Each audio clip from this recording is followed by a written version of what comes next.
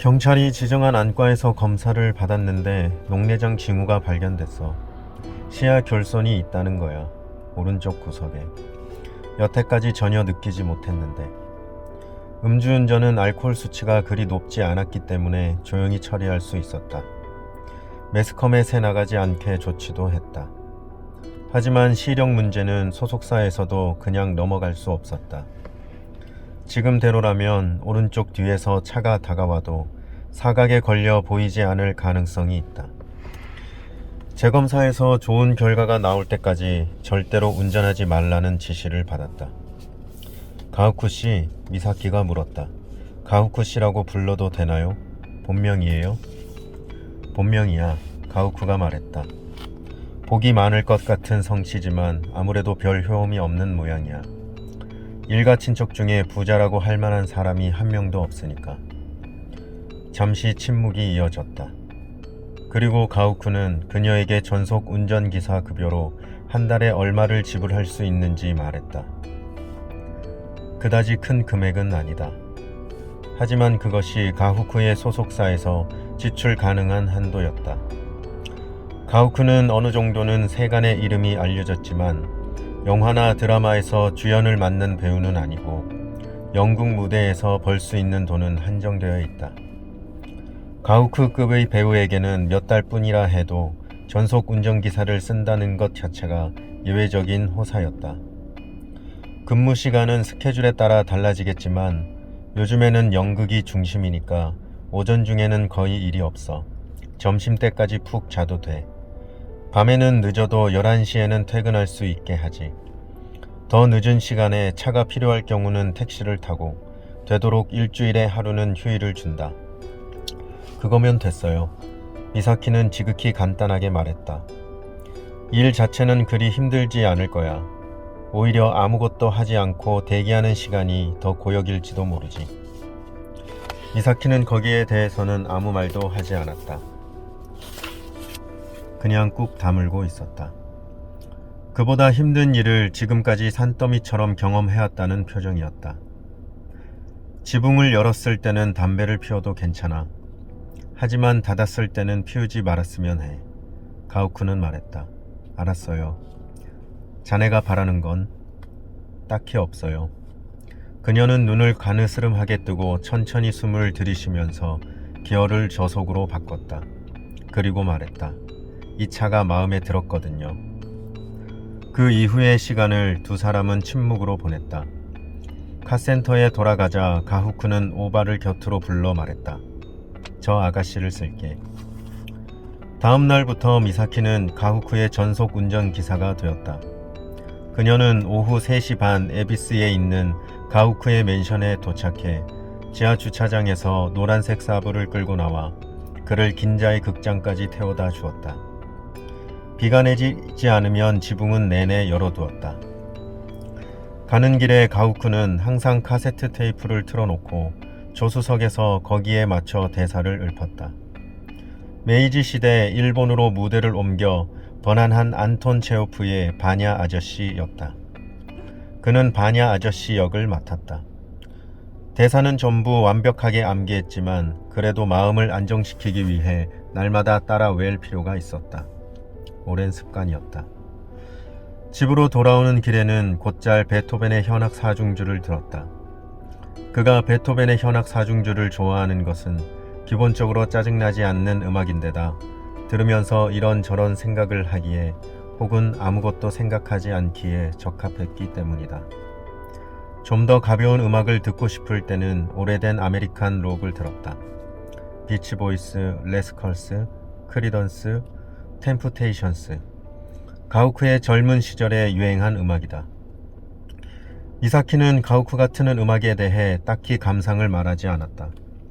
그녀가 그런 음악을 좋아하는지, 듣고 있기 괴롭다고 생각하는지, 혹은 전혀 듣지 않는지 가우쿠는 어느 쪽이라고 판단할 수 없었다. 감정의 움직임이 겉으로 드러나지 않는 아가씨였다. 다른 때는 옆에 누가 있으면 긴장해서 도저히 소리내어 대사 연습을 할 생각도 못하지만 미사키의 경우에는 그 존재가 신경 쓰이지 않았다. 그런 의미에서 가우크는 그녀의 무표정하고 무뚝뚝한 면이 감사했다. 그가 옆에서 아무리 큰 소리로 대사를 읊어대도 그녀는 마치 아무것도 귀에 들어오지 않는 것처럼 굴었다. 어쩌면 정말로 아무것도 귀에 들어가지 않는지도 모른다. 그녀는 항상 운전에 신경을 집중했다. 혹은 운전이 가져다주는 특수한 선의 경지에 빠져 있었다. 미사키가 자신을 개인적으로 어떻게 생각하는지도 가우크는 짐작이 가지 않았다. 조금쯤은 호의를 품고 있는지, 아무 흥미도 관심도 없는지, 혹은 신물이 날 만큼 역겨운 걸 그저 일자리가 필요해서 꾹 참고 있는지 그것조차 알 수 없었다. 하지만 그녀가 어떻게 생각하든 가우크는 딱히 신경 쓰이지 않았다. 그는 이 아가씨의 매끈하고 확실한 운전 솜씨가 마음에 들었고, 쓸데없는 말을 하지 않고 감정을 겉으로 드러내지 않는 점도 마음에 들었다. 무대에서 내려오면 가우크는 곧바로 분장을 지우고 옷을 갈아입고서 빠르게 극장을 뒤로 했다. 뭉구적거리고 앉아있는 것은 좋아하지 않는다. 배우들과의 개인적인 교제도 거의 없다. 휴대전화로 미사키에게 연락해 대기실 입구에 차를 대라고 한다. 그가 나가면 노란색 사부 컨버터블이 기다리고 있다. 그리고 10시 반이 좀 넘어 에비스의 맨션에 도착한다. 그것이 거의 매일 되풀이 되었다. 다른 일이 생길 때도 있었다.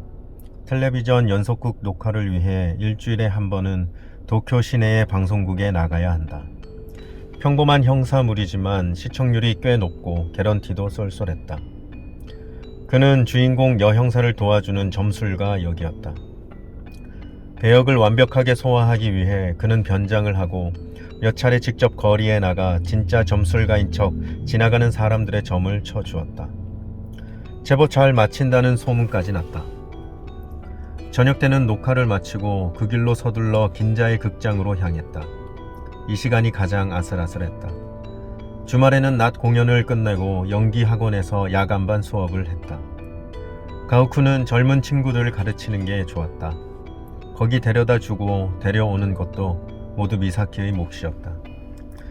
그녀는 아무 문제 없이 예정대로 그를 여기저기로 태워다 주었고, 가우쿠도 그녀가 운전하는 사부의 조수석에 앉아있는 것에 익숙해져 갔다. 때로는 깊이 잠들 때도 있었다. 날이 따뜻해지자 미사키는 남성용 헤링봇 재킷을 벗고 얇은 여름 재킷으로 갈아입었다. 운전할 때 그녀는 반드시 두 재킷 중 하나를 챙겨 입었다. 아마 기사 제복 대신인 모양이다. 장마철이 되자 차 지붕을 닫는 날이 많아졌다. 조수석에 앉아있는 동안 가우쿠는 죽은 아내에 대해 자주 생각했다. 미사키가 운전을 맡아준 이후에 왜 그런지 아내 생각이 자주 났다. 아내 역시 배우로 그보다 2살 아래였고 얼굴이 아름다웠다. 가우쿠는 성격 배우로 통했고 들어오는 배역도 약간 괴팍한 조연인 경우가 많았다. 얼굴은 좀 지나치게 긴 편이고 머리칼은 젊은 시절부터 이미 해싱해지기 시작했다. 주연 배우에는 맞지 않는다. 그에 비해 아내는 전형적인 미녀 배우였고 주어지는 역할이나 수입도 그에 걸맞았다. 하지만 나이가 들면서 가우쿠가 오히려 개성있는 연기파 배우로 점점 높은 평가를 받았다. 그래도 두 사람은 서로의 포지션을 인정했고 인기나 수입의 격차가 그들 사이에서 문제되는 일은 한 번도 없었다. 가우쿠는 그녀를 사랑했다.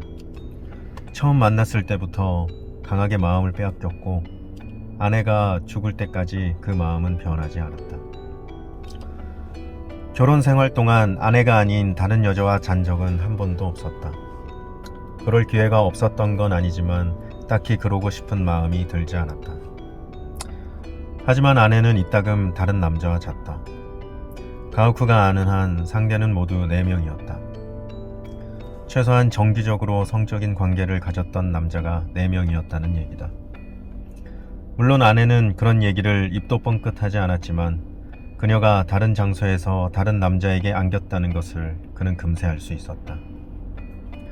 가우쿠는 그런 쪽의 감이 원래 좋은 편이고 상대를 진심으로 사랑하면 그 정도 기미는 싫더라도 느껴지게 마련이다. 상대가 누구인지도 그녀의 말투를 통해 쉽게 알 수 있었다. 그녀가 자는 상대는 언제나 영화에 함께 출연하는 배우였다. 그것도 연하인 경우가 많았다. 관계는 영화 촬영이 진행되는 몇 달 동안 이어지다가 대개는 촬영이 끝나면서 자연스럽게 소멸하는 듯 했다. 똑같은 상황이 똑같은 패턴으로 4번 반복되었다. 왜 그녀가 다른 남자들과 자야 하는지 가오쿠는 이해할 수 없었다. 그리고 지금도 이해하지 못한다.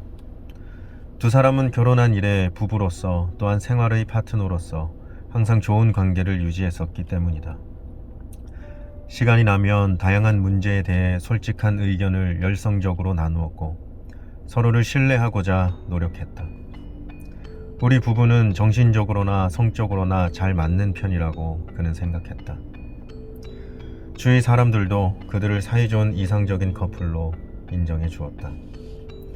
그런데도 왜 다른 남자들과 잠자리를 함께 했는지 아내가 살아있는 동안 그 이유를 마음먹고 물어봤더라면 좋았을 것이다.